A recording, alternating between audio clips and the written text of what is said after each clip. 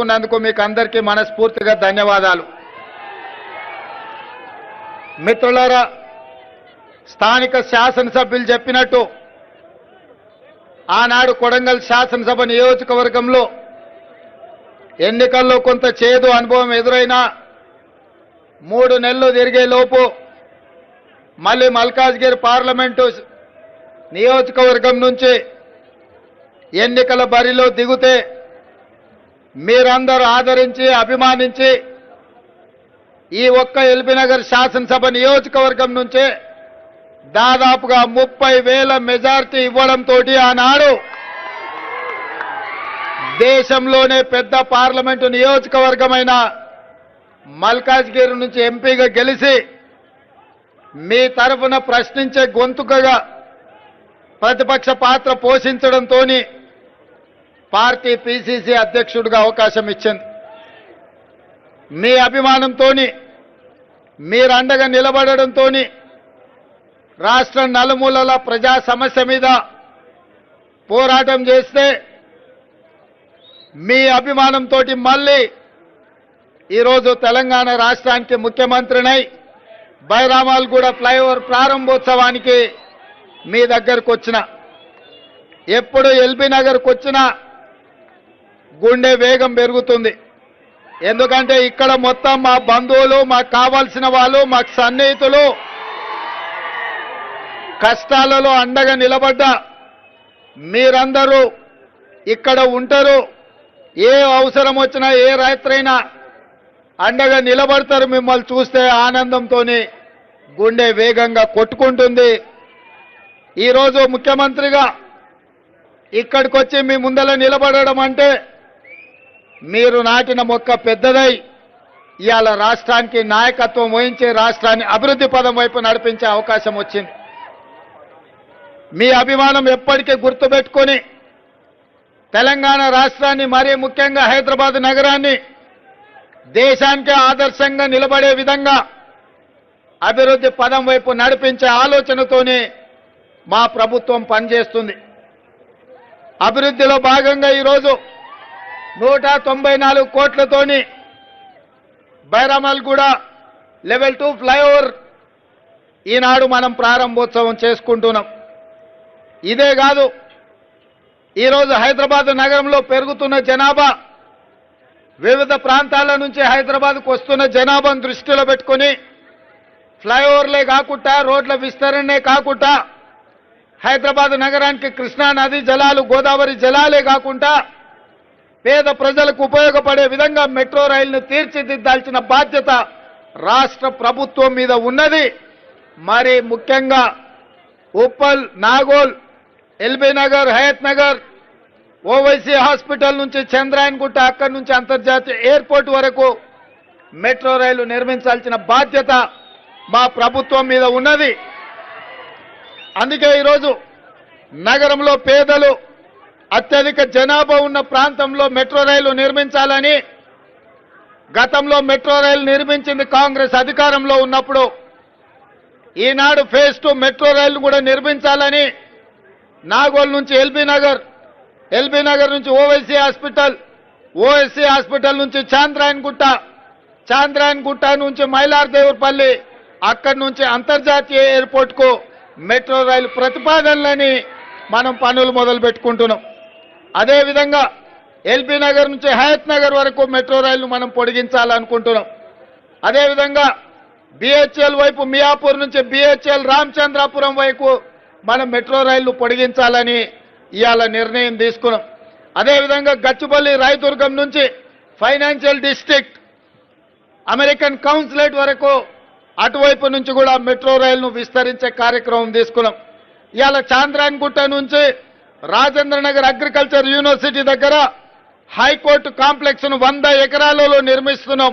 అక్కడి కూడా పేదలకు రవాణా సౌకర్యం కల్పించాలని మెట్రో రైలును అక్కడికి కూడా పొడిగించడం జరిగింది. ఇదే కాదు, ఈరోజు దేశంలోనే హైదరాబాదు నగరానికి మూసీ రివర్ ఒక పెద్ద వరం. కానీ గత కొన్ని సంవత్సరాలుగా రకరకాల పరిస్థితుల వల్ల మూసి ఒక మురికి కూపంగా తయారై ఈరోజు ప్రజల ఆరోగ్యాన్ని దెబ్బతీసే పరిస్థితి వచ్చింది. నల్గొండ జిల్లాలో హైదరాబాద్లో కాలుష్యాన్ని తీసుకెళ్లి నల్గొండ జిల్లాలో మూసీ రివర్ కింద వ్యవసాయం ఏదైతే చేస్తున్నారో దాదాపుగా 50-60 వేల ఎకరాలలో పంట పండించుకుంటున్నారో ఇవాళ పంట కూడా దెబ్బతినే పరిస్థితి, కాలుష్యానికి బలయ్యే పరిస్థితి ఉంది. అందుకే ఆలోచన చేసి వికారాబాద్లో పుట్టిన మూసీ రివర్తో పాటు ఈరోజు అభివృద్ధిని 55 కిలోమీటర్లు మూసీ రివర్ ఫ్రంట్ పేరు మీద దాదాపుగా 40 నుంచి 50 వేల కోట్ల రూపాయలతో అంతర్జాతీయ ప్రమాణాలతో మూసీ రివర్ను డెవలప్ చేయాలని కేంద్ర ప్రభుత్వానికి నివేదికలు ఇవ్వడమే కాకుండా లండన్లో ఏ విధంగా అయితే థేమ్ రివర్ ఫ్రంట్ అభివృద్ధి చేసిండ్రో ఈరోజు మూసీ రివర్ను కూడా హైదరాబాద్ నగరంలో అభివృద్ధి చేయాలని లండన్ కూడా వెళ్ళడం జరిగింది. ఎంఐఎం నాయకుడు చాంద్రాయణగుట్ట ఎమ్మెల్యే అక్బరుద్దీన్ ఓవైసీ గారిని కూడా తీసుకొని వెళ్ళడం జరిగింది. తొందరలోనే 55 కిలోమీటర్ల మూసీ రివర్ ఫ్రంట్ని వైబ్రెంట్ తెలంగాణ 2050 పేరు మీద ఒక మంచి అభివృద్ధి ప్రణాళికతోని ఈరోజు మనం ముందుకు వెళ్ళాలనుకుంటున్నాం.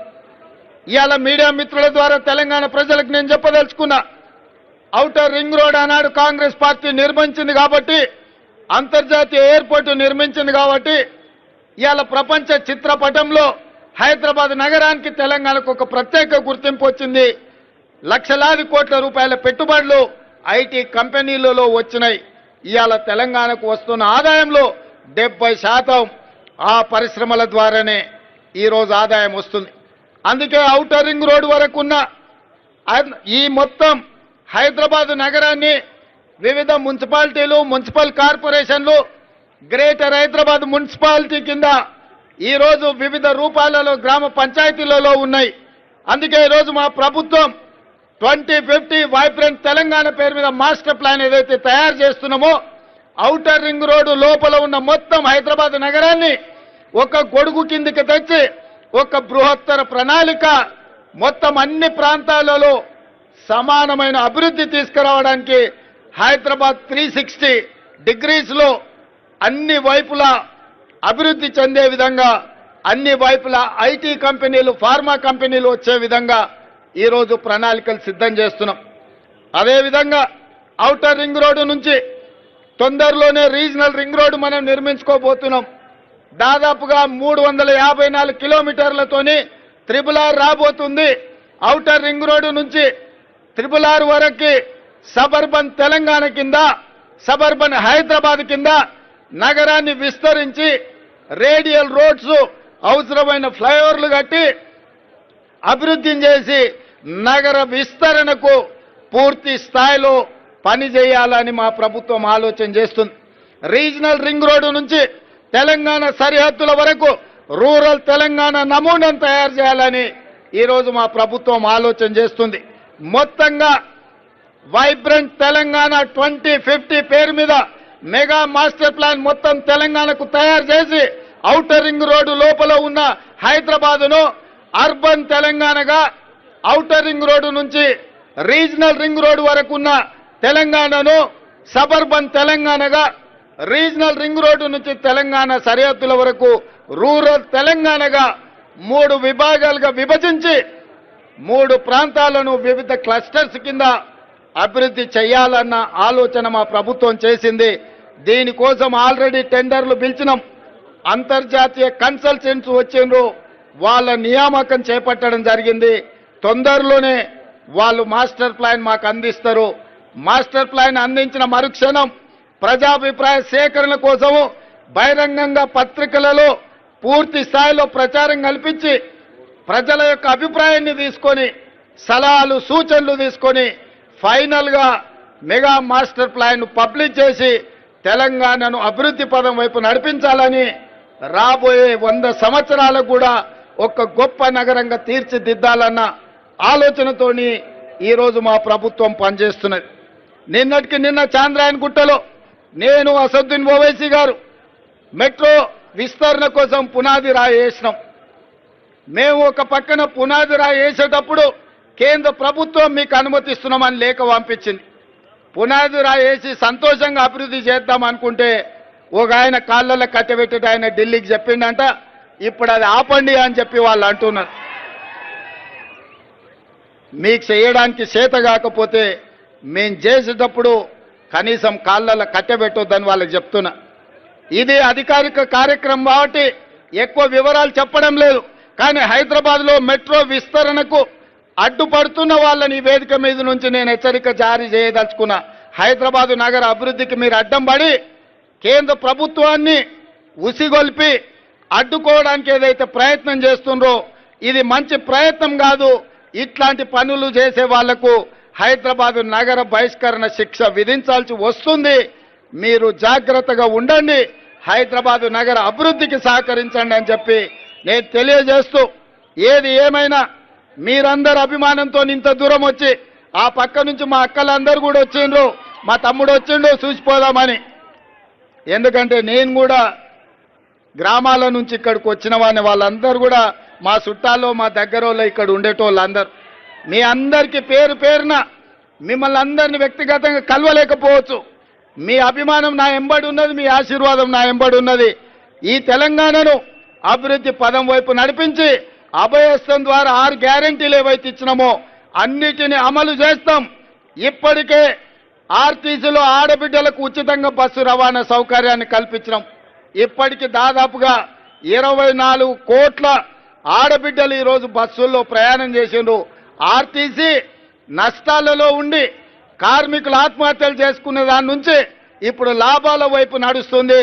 మా పొన్నం ప్రభాకర్ గారికే మంత్రిగా అత్యధికంగా లాభం ఈరోజు ప్రభుత్వంతో వచ్చింది. ఈ ప్రాంతంలో ఆర్టీసీ కార్మికులు ఎక్కువ ఉంటారు.